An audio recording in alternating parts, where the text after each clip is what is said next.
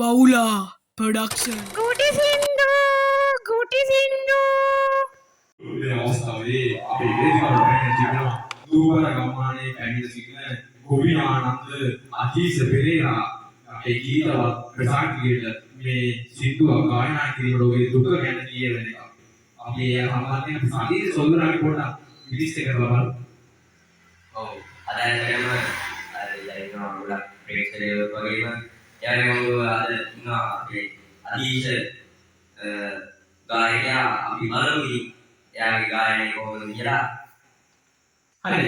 අපේ සමයේ මේ මෙලොවගේ ගීතයට ගීතවත් සාධීන පාර්ශ්වය අපේ රසායනික විද්‍යාත්මක බයිලි විදාල් සංගීත කණ්ඩායම අපේ වම් පැත්තේ සිටිනවා.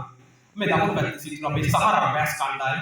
ඒ සමගින්ම අපේ අදීස සොඳුරාට අපි ඔහුගේ ජීවිත කතාවෙන් පොඩි හැදින්වීමක් කරමු.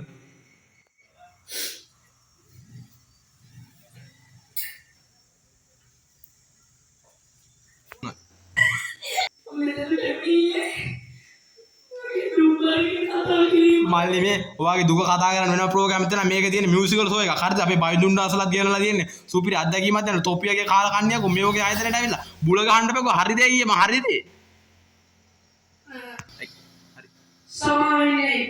මාගේ පවකාර මිතුරෝ නිසා ලතවේ ඉරගේ අවසාන රෑ මාගේ පවකාර මිතුරෝ නිසා ලතවේ ඉරගේ අවසාන රෑ